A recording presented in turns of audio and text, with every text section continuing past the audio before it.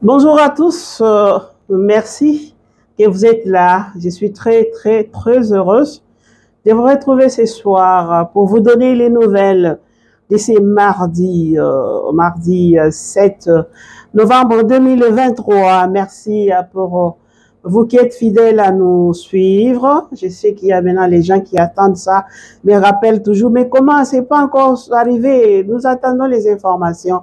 Alors, je suis là pour vous donner les informations. Bienvenue aux nouveaux abonnés dans la grande famille de la sœur Aimée Moussenga TV. Donc, comme toujours, je vous le répète, envoyez la vidéo dans d'autres groupes, demandez à vos connaissances de s'abonner. On a besoin de ça pour protéger notre chaîne YouTube. YouTube a besoin de voir qu'il y a eu de vues, il y a eu des j'aime, il y a eu des abonnements pour que notre chaîne soit considérée. Merci déjà de ce que vous avez fait. Nous sommes déjà presque dans les 1280.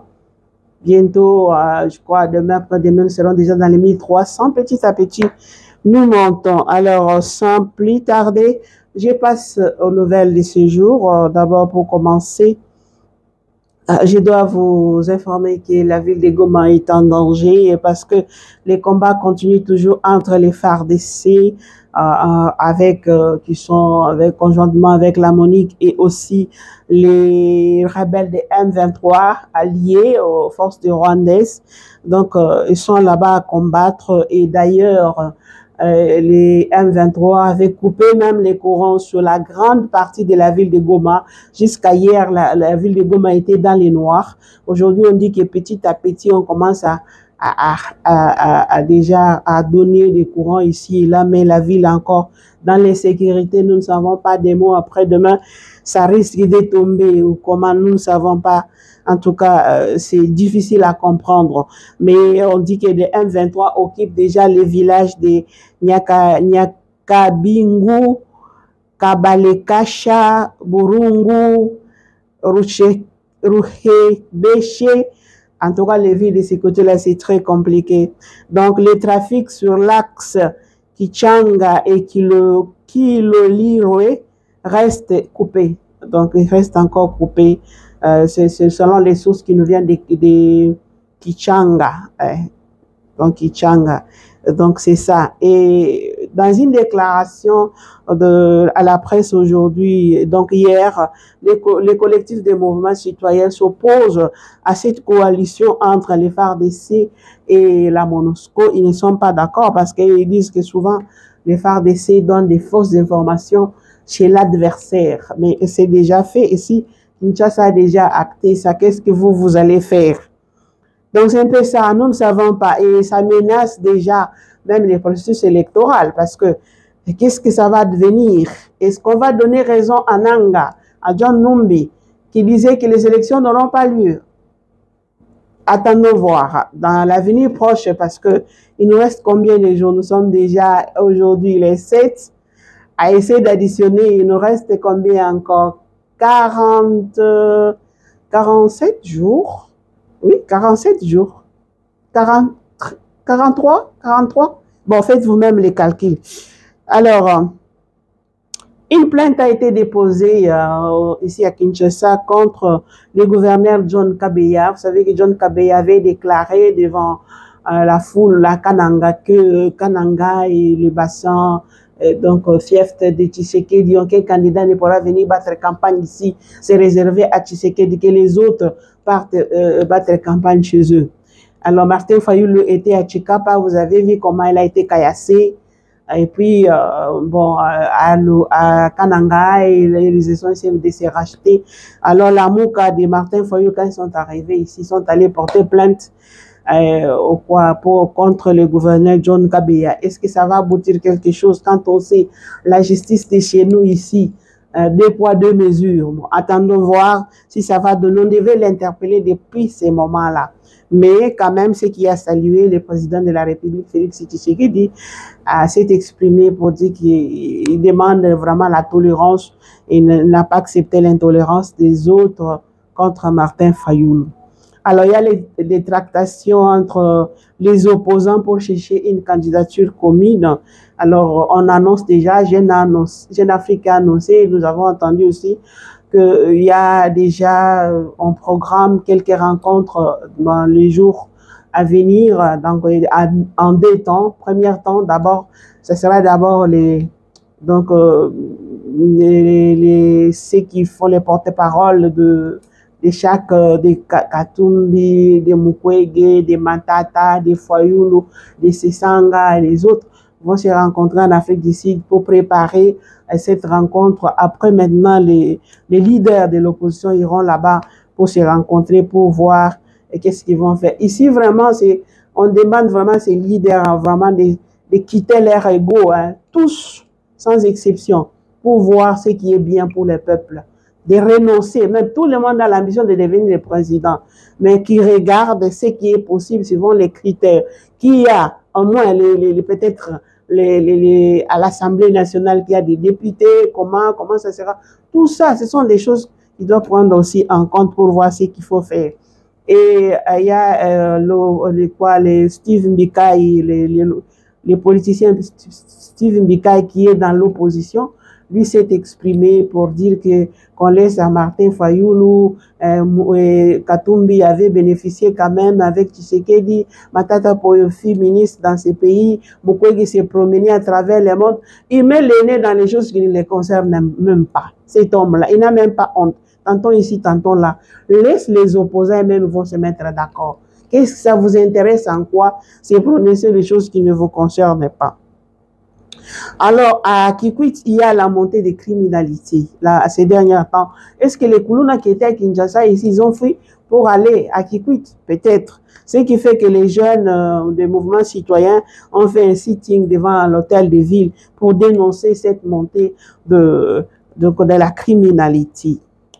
Alors, les États-Unis plaident pour une solution diplomatique entre le Congo et le Rwanda par rapport à la tension, la guerre qui sévit actuellement, ce qui fait que le secrétaire d'État américain Anthony John Blinken s'est entretenu, on dit hier, avec les présidents de la République démocratique du Congo et les présidents du Rwanda.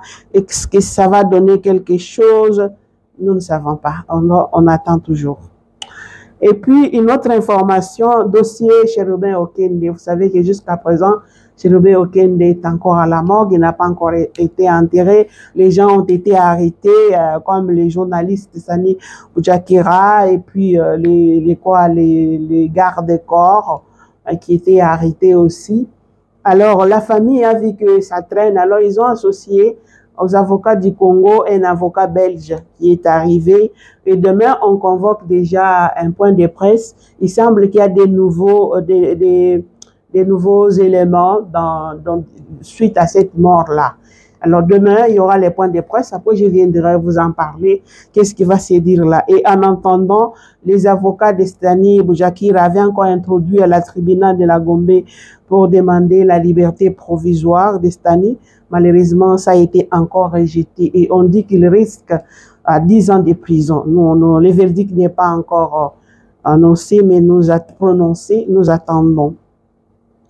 Alors, Denis Kadima est présentement à Séoul, en Corée du Sud, et depuis hier lundi, alors il est allé poursuivre la finalisation de la production des matériels électoraux commandés donc là-bas auprès d'une société coréenne, Miru System. Alors nous disons, il nous reste seulement, comme je disais, combien encore? Sommes parce que bientôt c'est la campagne électorale va commencer. Il nous reste, je ne sais pas si c'est, nous sommes les 7. 33, c'est 33 jours. Essayez un peu de calculer pour voir. Quand est-ce que ces matériaux vont quitter la Chine pour arriver ici? Est-ce qu'ils vont louer les avions pour que ça arrive? Parce que j'avais entendu qu'ils vont mettre dans les bateaux. Et les bateaux, normalement, Chine, jusqu'ici, il faut au moins 2 semaines. Est-ce qu'ils vont commencer à déployer le matériel à la veille des élections? Et comment est-ce que ça va arriver? Des machines à voter là, ils ne sont pas encore allés partout.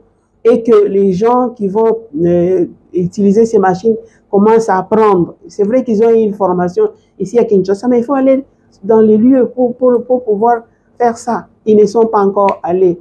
Et puis, les fiches ne sont pas encore, les listes ne sont pas encore affichées, encore du flou qui plane. Et nous avons entendu que la CENI a convoqué les candidats présidents dans les prochains jours pour qu'ils se rencontrent. Ils vont parler de quoi? Il y a ces déjà qui commencent à dire il y a probable report des élections. Report des élections, pourquoi? C'est fait sciemment pour arriver à ça. Alors, ceux qui doivent siéger ou dialoguer, ils doivent prendre en conséquence les retards qu'ils ont accumulés.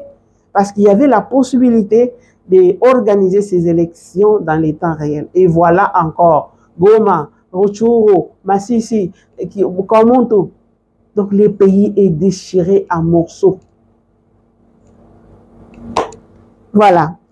Bon, nous espérons qu'il y aura l'évolution d'ici là et que nous allons voter parce que c'est notre droit légitime. C'est notre droit légitime de voter, qu'on ne vienne pas nous raconter les histoires. Nous voulons voter. Alors, l'évêque de Kindu, Monseigneur Abeli Mkoya, alors appelle les partis politiques, leurs membres, les membres des partis politiques à adopter les langages courtois parce qu'il a vu que les discours, il y a plus de violence, de haine les uns envers les autres. Alors, il les appelle vraiment à se tolérer mutuellement, à ne pas les voir comme des ennemis, mais même si ce sont des adversaires, parce qu'il y a beaucoup d'enfantements à ce moment. Alors, la population louchoise fait face à hausse du prix des transports en commun. Les gens payaient à 500 francs, maintenant les transports se négocient à 1500 francs. Toujours ces fameux problèmes de carburant. Aujourd'hui, on a vu les images de Kasumbalesa où les jeunes de l'IDPS disaient que Katumbi ne peut pas arriver à Kasumbalesa, ne peut pas mettre les pieds là, comme si Kasumbalesa c'est pour eux.